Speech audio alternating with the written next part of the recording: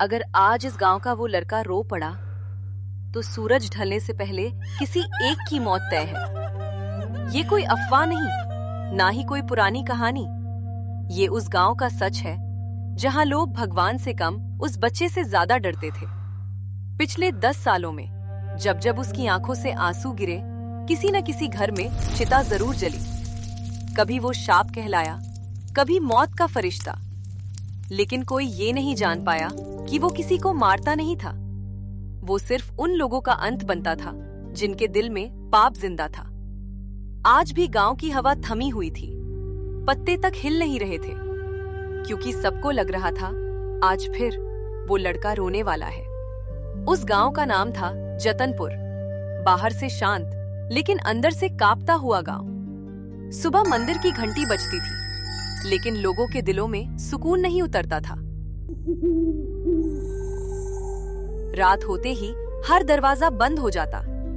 माएं बच्चों को सीने से लगाकर कहती, भगवान से प्रार्थना करो आज आरव ना रोए, क्योंकि जब भी वो रोता है तो गांव में किसी न किसी व्यक्ति की मौत हो जाती है। आरव उम्र सिर्फ 10 साल था, चेहरा मासूम लेकिन आंखों में डर बसा हुआ। वो बाकी बच्चों की तरह हंसना भूल चुका था। बच्चे खेलते और वो दूर जाकर अकेले बैठकर बोलता, अगर मैं हंसा तो शायद रो भी सकता हूँ, और अगर मैं रो पड़ा तो किसी की मौत हो जाएगी। इसलिए अच्छा है मैं कभी खुश ही न हूँ। बेटा, तू क्यों खुद को सजा देता है? तेरे आंसू बुरे नहीं है, बुरे तो वो लोग हैं जिनके दिल में अंधेरा भरा है। माँ, लोग कहते हैं मैं मनहूस हूँ। जब मैं पैदा हुआ गांव में सूखा पड़ा। जब मैं पहली बार रोया तब गांव में पहली चिता जली। क्या सच में मैं मनहूस हूँ? अगर तू गलत होता बेटा, तो भगवान तुझे इतनी मासूम आंखें क्यों देते? 10 साल पहले आरव सिर्फ 5 साल का था। एक रात उसने पहली बार तेज आवाज में रोया। उसी रात गांव का सबसे क्रूर साहूकार अचानक दिल का दौरा पड़ने से मर गया। सुबह गांव में सिर्फ एक बात गूंज रही थी। कुछ साल बाद आरव की माँ सरस्वती बुरी तरह बीमार पड़ी। आरव पहली बार भगवान से डरते बोला, हे भगवान, मेरी माँ को मुझसे मत छीनना। अगर किसी को लेना है तो मुझे ले जाना।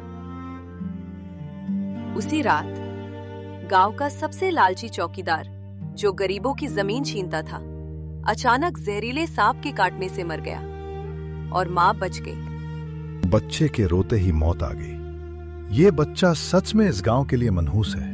ये बच्चा इंसान नहीं, ये चलता फिरता न्याय है। अगर ये गांव में रहा तो हमारी बुराइयां उजागर हो जाएंगी। इसे गांव से निकाल दो। मेरा बेटा किसी को मारता नहीं, वो सिर्फ सच को सामने लाता है। अगर तुम्हारे दिल साफ हैं, तो डर किस बात का? लेकिन डर सच से ज्यादा ताकतवर था। 6 साल बीत गए। बच्चा जवान हो गया, लेकिन डर अब भी जिंदा था। आरव अब हंसता नहीं था, वो हर पल खुद से लड़ता था। माँ, क्या मैं कभी खुश नहीं रह सकता? क्योंकि डर लगता है कहीं खुशी में भी आंसू न गिर जाएं। उसी गांव में रहता था एक जमींदार जो बहुत ही लालची और बुरा इंसान था। उसका नाम था सेठ कालूराम। दौलत का राजा लेकिन इंसानियत का भिखारी। एक दिन आरव के पिताजी को सेठ कालूराम अपने घर बुलाया और बोला, शकर, तेरे बेटे के नाम से पूरा गांव कांपता है।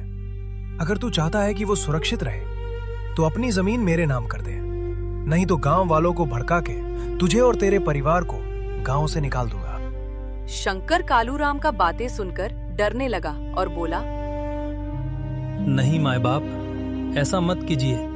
मैं गरीब हूँ। आप चाहो तो मैं अपना जमीन आपके नाम कर दूंगा, लेकिन मेरे परिवार को कुछ नहीं होना चाहिए। लेकिन कालूराम ज्यादा ही बेईमान आदमी था। उसी रात शंकर के घर को जला दिया। उस रात शंकर का घर जल रहा था। लपटें आसमान चूम रही थी।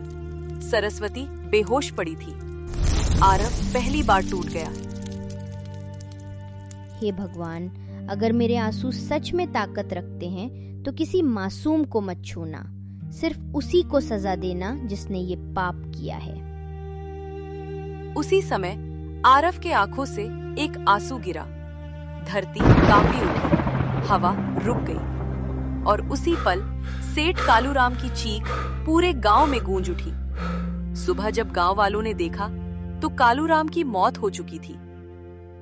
ये बच्चा शाप नहीं, ये भगवान का तराजू है। इसके आंसू सिर्फ पाप को पहचानते। उस दिन के बाद जतनपुर बदल गया। लोग भगवान से नहीं, अपने कर्मों से डरने लगे और आरव, जिसे लोग मौत कहते थे, वो इंसाफ की पहचान बन गया। उसके बाद वो फिर कभी नहीं रोया, क्योंकि अब गांव में पाप करने वाला कोई बचा ही नहीं था। कहते हैं समय हर घाव भर देता है, लेकिन कुछ कहानियां समय के साथ खत्म नहीं होती, बल्कि नई शुरुआत ले आती हैं। जतनपुर, वही गांव जहां कभी एक बच्चे के रोने से मौत तय हो जाती थी। कालूराम का छोटा भाई राघव, जो सालों पहले अपने भाई के लालच से तंग आकर शहर चला गया था, वो दिल का साफ इंसान था। फोन के माध्यम से उसे पता चलता है कि तुम्हारे भाई कालूराम की अचानक मौत हो गई। राघव की आंखें भर आईं। भैया, आप जैसे भी थे, मेरे अपने थे। आखिर क्या हुआ होगा गांव में? मुझे जाना होगा। अगले ही दिन राघव की जतनपुर में दाखिल हुई। लोगों ने देखा, अरे ये तो कालूराम का भाई है। गांव में फुसफुसाहट फैल गई। कुछ चालाक लोग सच छुपाकर आग लगाने लगे। मालिक, तुम्हारे भाई को किसी बीमारी ने नहीं मारा, उसे उस लड़के ने मारा। आरव, वो रोता है और लोग मर जाते हैं, मनहूस है वो।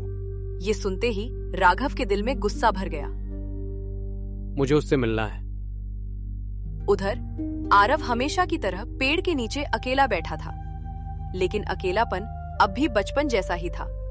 उसे आदत हो गई थी, लोग पास नहीं आते, बच्चे दूर खेलते और वो बस चुपचाप आसमान देखता रहता। शायद सच में मेरी जिंदगी अकेले चलने के लिए बनी है। तभी उसके सामने एक परछाई आकर रुकी। राघव, आंखों में गुस्सा, दिल में शक। तुम ही हो आरव, जिसकी वजह से मेरा भाई मरा? चाचा जी, मैं किसी को नहीं मारता, मैं तो खुद हर दिन डर में जीता हूँ। अगर मेरे रोने से मौत आती तो सबसे पहले मैं खुद को खत्म कर देता। उसकी आंखों में न चालाकी थी न झूठ, सिर्फ दर्द था।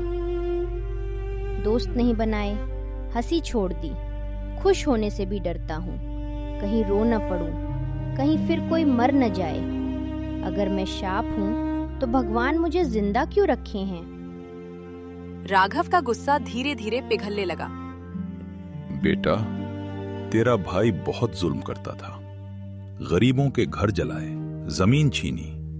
उस रात जब उसने पाप किया, तभी उसकी मौत हुई। ये बच्चा कातिल नहीं, इंसाफ का आईना है। राघव कव की आंखें नम हो गईं। उसे पहली बार सच दिखा। मुझे माफ कर दो बेटा, मैंने बिना जाने तुम्हें दोषी समझ लिया। तुम तो मेरे भाई से भी अच्छे इंसान निकले। काश वो भी तुम्हारी तरह होता। बस मुझे समझ लीजिए, डरिए मत, यही काफी है। उस दिन पहली बार किसी ने आरव को डर से नहीं, प्यार से गले लगाया, और शायद वही उसकी जिंदगी का सबसे बड़ा चमत्कार था, क्योंकि उस दिन वो रोया नहीं, वो मुस्कुराया। और जतनपुर ने सीखा, किसी को समझे बिना उसे दोष देना सबसे बड़ा पाप है।